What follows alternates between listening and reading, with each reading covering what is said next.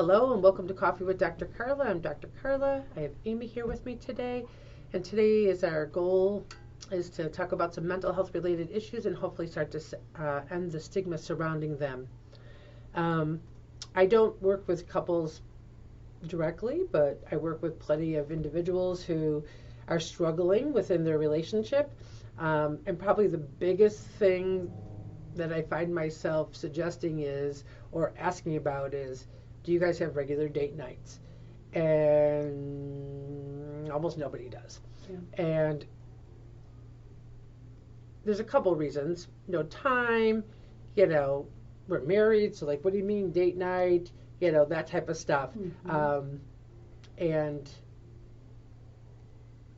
let me just say, I see a lot of people in my office because they don't have date nights. So if you don't want to see me in my office, maybe you should do date nights. So that's all I'm saying about that. But so talk to us a little bit about date nights, because I know that's something that you really advocate. Yep. And it's you can see on your social media that it's very intricately woven into every mm-hmm. aspect, not just between you and your husband, mm-hmm. but even your kids are aware of this, yep. right? Yeah. Yep.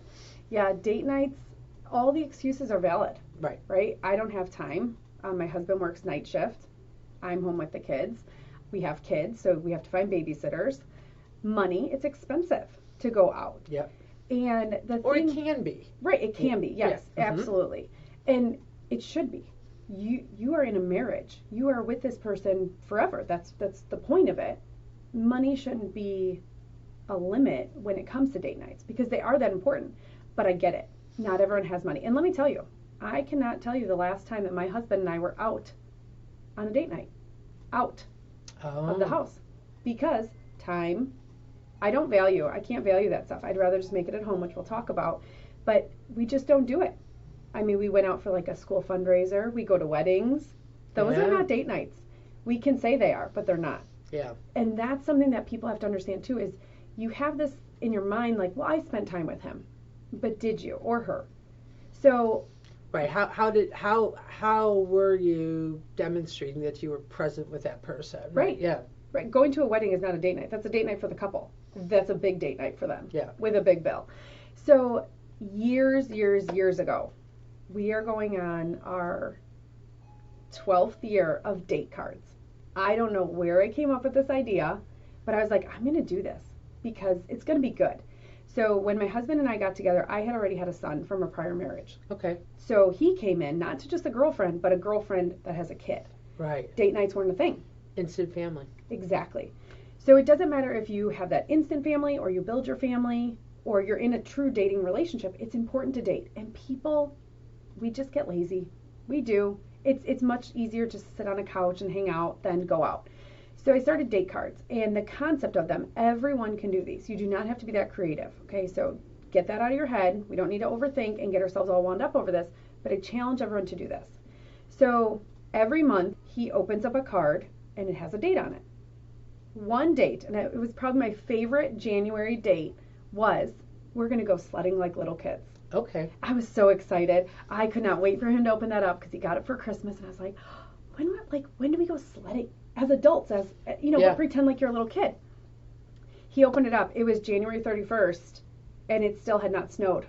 And I was like, well, it's on the date card. We got to do it. So we went to a hill, and there was a little patch of slush, and we brought a sled, and we sat together in the sled, and we didn't go anywhere. Yeah, right, literally. But we giggled, yeah, and we laughed, and we acted like kids. And then we went out and, had a drink and had an appetizer and all that stuff. But it was the fact that we did something different and we acted like kids. Another super, super fun one that can be very, low cost is reenact your childhood. Oh. So we do this with our kids. Our kids are sometimes involved in our dates, sometimes not. We picked up our favorite cereals from when we were little. We made peanut butter and jellies. We got the juice boxes, like the boxes, not the Capri Sun bags. Yeah. We sat Indian style on the floor, and we watched cartoons from when we were kids. Okay. And our kids thought it was the worst thing ever because the cartoons are not awful. As animated and all of that. But my husband and I are just sitting there like giggling, eating our peanut butter and jelly, which we never eat. He's eating his oatmeal squares, and I was like, you like those? It was fun. Yeah. So, and then there's other dates where we do a house project. You know, like let's say it's June, and it will be pick a house project on June 1st, and then we schedule it. This is the key. Just because you give the date doesn't mean it happens. You have to schedule the date. Yeah. So it is scheduled. On the 1st, we schedule the date, and then as that date comes up, it's like, what house project are we going to work on? It could be, I don't know, cleaning leaves out of the gutters, rearranging the garage, but it's that we're doing it together. It's not him doing it or me doing it. It's something together. So the reason that we do date cards is, in the end, and someone told me this years ago, in the end, it's only the two of you. Yeah, that's true. Your kids, while they're here and they are our number one priority, we are always, helping them and doing all that with them, they're going to move out. We want them to move out. That is the purpose, right? Spread your wings, children, goodbye. Yeah. But then it's just you two. Yeah. And if you don't know how to date in those 18 years, potentially 20, 30 years gap, depending on how old your kids are, what happens? What happens when you are an empty nester? Right. It's not going to be a thing. You're not even going to question it. It's going to be like, yes, we can do our dates wherever we want, because you've continued dating. Yeah. Truly believe a marriage is based on dating, because you're still trying to get that person to still love you and swoon them, just like when you dated. Yeah. So it doesn't have to be out of the house. No, it doesn't. So are these date cards that you were making for your, you were coming up with? Yep. Yeah. I heard somebody else also share the idea that both people write down on like Post-it notes a bunch of ideas that they would like to do, and they fold them up and throw them in a jar, and they're like, okay, we're gonna, pull one out, and this week we're going to do such and such, and so there's a bit of spontaneity to it because you don't know what's coming, right? It adds a little bit more playfulness and whatnot.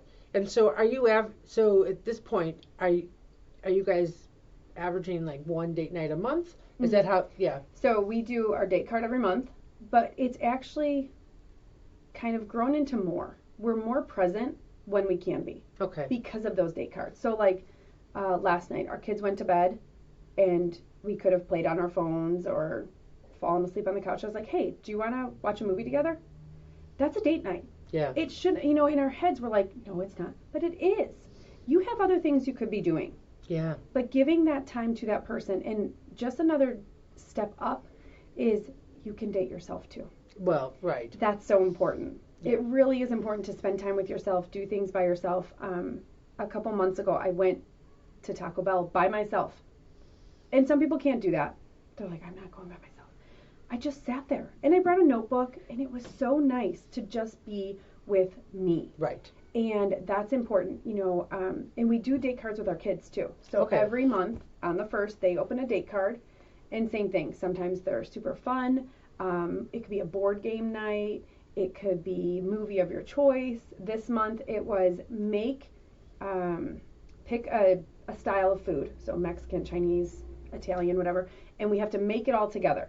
Okay. So we had do-it-yourself hibachi. Okay. And we made all this food, but like the kids like it too. They get excited for it. So it's a family date. It is, because they saw us doing it. They're like, well, why don't we get date nights? And I was like, well, and I did try. I tried doing date nights for all 3 of them. Oh, one at a time? Yeah. That's a lot. There's only so much time. Yeah. There's only so much time. And there's value in it if you can pull that off. Like, kudos to you, but right, yeah. I was overestimating how much time I had. So what we do is like 1 hour cuddle time. Yeah.